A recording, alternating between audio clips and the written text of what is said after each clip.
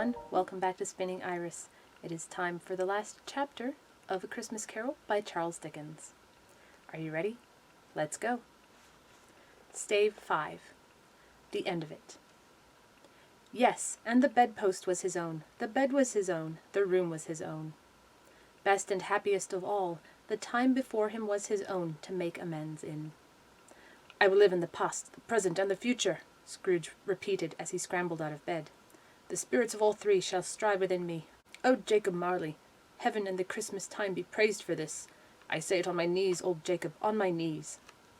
He was so fluttered and so glowing with his good intentions that his broken voice would scarcely answer to his call.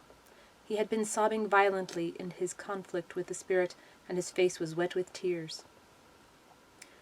They are not torn down, cried Scrooge, folding one of his bed curtains in his arms. They are not torn down, rings and all. They are here. I am here. The shadows of the things that would have been may be dispelled. They will be. I know they will. His hands were busy with his garments all this time, turning them inside out, putting them on upside down, tearing them, mislaying them, making them parties to every kind of extravagance. I don't know what to do, cried Scrooge, laughing and crying in the same breath, and making a perfect laocoon of himself with his stockings. I am as light as a feather. I am as happy as an angel. I am as merry as a schoolboy. I am as giddy as a drunken man. A Merry Christmas to everybody. A Happy New Year to all the world. Hallo here! Whoop! Hallo! He had frisked into the sitting room and was now standing there, perfectly winded. There's the saucepan that the gruel was in, cried Scrooge, starting off again and going round the fireplace.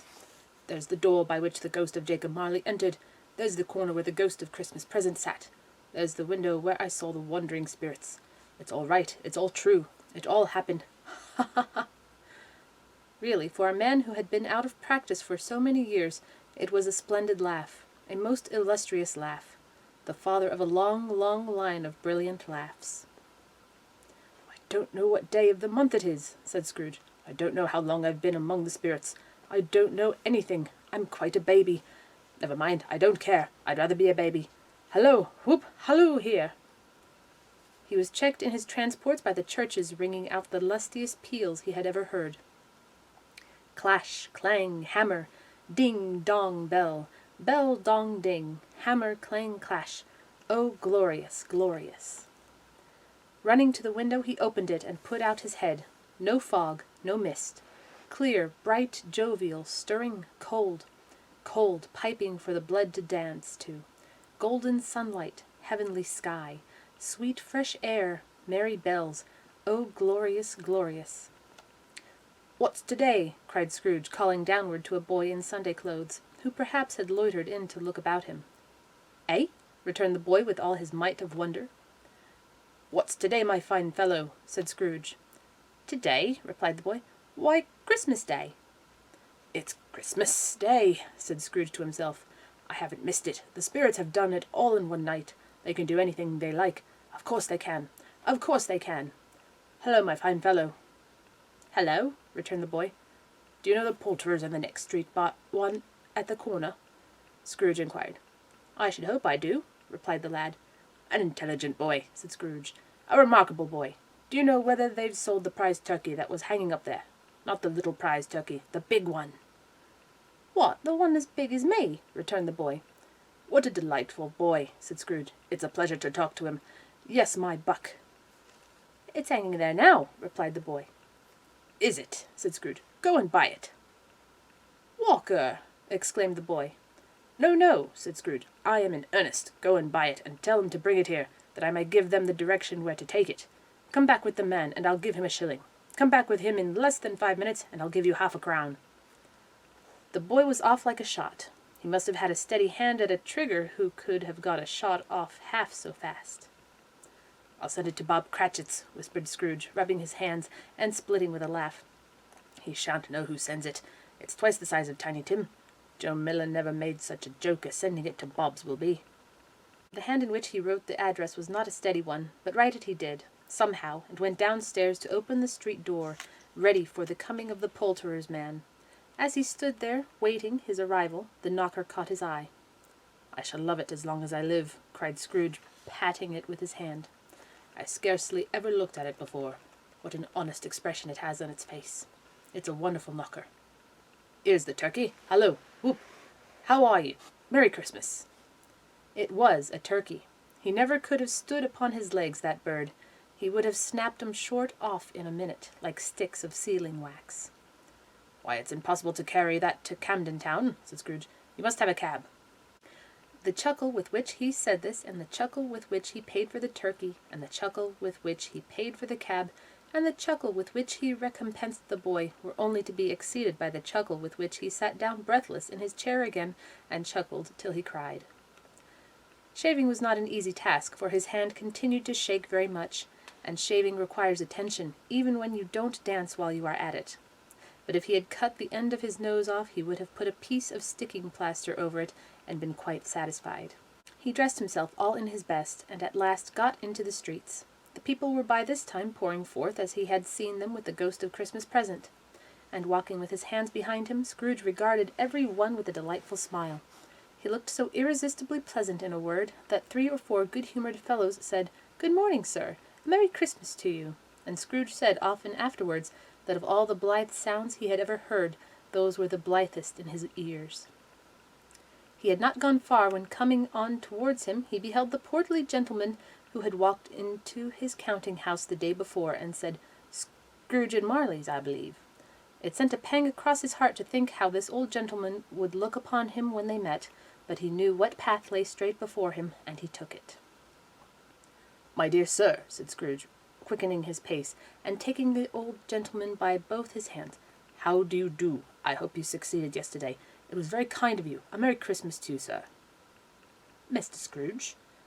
"Yes," said Scrooge, "that is my name, and I fear it may not be pleasant to you. Allow me to ask your pardon, and will you have the goodness—" Here Scrooge whispered in his ear. "Lord bless me!" cried the gentleman, as if his breath were taken away. "My dear Mr. Scrooge, are you serious?" "If you please," said Scrooge, "not a farthing less. A great many back payments are included in it, I assure you. Will you do me that favour?" "My dear sir," said the other, shaking hands with him, "I don't know what to say to such "Don't say anything, please," retorted Scrooge. "Come and see me. Will you come and see me?" "I will," cried the old gentleman, and it was clear he meant to do it. "Thank ye," said Scrooge. "I am much obliged to you. I thank you 50 times. Bless you." He went to church, and walked about the streets, and watched the people hurrying to and fro, patted children on the head, and questioned beggars, and looked down onto the kitchens of houses, and up to the windows, and found that everything could yield him pleasure. He had never dreamed that any walk, that anything could give him so much happiness. In the afternoon he turned his steps toward his nephew's house. He passed the door a dozen times before he had the courage to go up and knock. But he made a dash, and did it. "Is your master at home, my dear?" said Scrooge to the girl. "Nice girl. Very." "Yes, sir." "Where is he, my love?" said Scrooge. "He's in the dining-room, sir, along with mistress. I'll show you upstairs, if you please." "Thankee. He knows me," said Scrooge, with his hand already on the dining-room lock. "I'll go in here, my dear." He turned it gently, and sidled his face in round the door. They were looking at the table, which was spread out in great array, for these young housekeepers are always nervous on such points, and like to see that everything is right. "Fred," said Scrooge. Dear heart alive, how his niece by marriage started! Scrooge had forgotten for the moment about her sitting in the corner with the footstool, or he wouldn't have done it on any account. "Why, bless my soul!" cried Fred. "Who's that?" "It's I, your Uncle Scrooge. I have come to dinner. Will you let me in, Fred?" Let him in! It is a mercy he didn't shake his arm off. He was at home in 5 minutes. Nothing could be heartier. His niece looked just the same. So did Topper when he came. So did the plump sister when she came. So did every one when they came. Wonderful party, wonderful games, wonderful unanimity, wonderful happiness. But he was early at the office next morning. Oh, he was early there. If he could only be there first and catch Bob Cratchit coming late, that was the thing he had set his heart upon. And he did it, yes he did. The clock struck 9, no Bob. 1/4 past, no Bob. He was full 18 minutes and a half behind his time. Scrooge sat with his door wide open that he might see him come into the tank. His hat was off before he opened the door, his comforter too. He was on his stool in a jiffy, driving away with his pen as if he were trying to overtake 9 o'clock.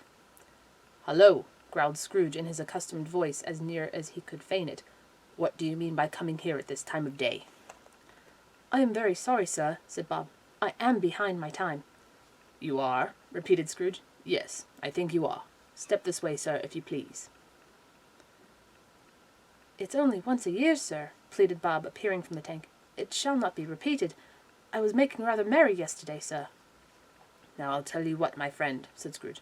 "I am not going to stand this sort of thing any longer, and therefore," he continued, leaping from his stool and giving Bob such a dig in the waistcoat that he staggered back onto the tank again, "and therefore I'm about to raise your salary."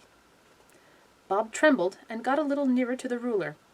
He had a momentary idea of knocking Scrooge down with it, holding him, and calling to the people in the court for help and a straight waistcoat. "A Merry Christmas, Bob," said Scrooge with an earnestness that could not be mistaken, as he clapped him on the back. "A merrier Christmas, Bob, my good fellow, than I have given you for many a year. I'll raise your salary, and endeavour to assist your struggling family, and we will discuss your affairs this very afternoon, over a Christmas bowl of smoking bishop, Bob. Make up the fires, and buy another coal scuttle before you dot another I, Bob Cratchit." Scrooge was better than his word. He did it all, and infinitely more. And to Tiny Tim, who did not die, he was a second father. He became as good a friend, as good a master, and as good a man as the good old city knew, or any other good old city, town, or borough in the good old world. Some people laughed to see the alteration in him, but let them laugh, and little heeded them. For he was wise enough to know that nothing ever happened on this globe for good, at which some people did not have their fill of laughter in the outset.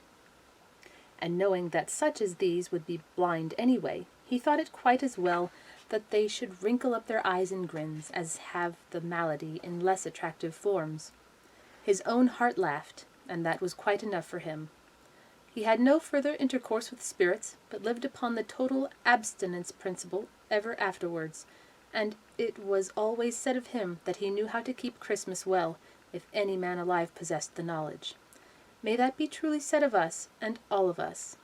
And so, as Tiny Tim observed, God bless us, everyone. And that is the end. Thank you for joining me. Have a Merry Christmas. We'll see you next time. Take care. Bye-bye.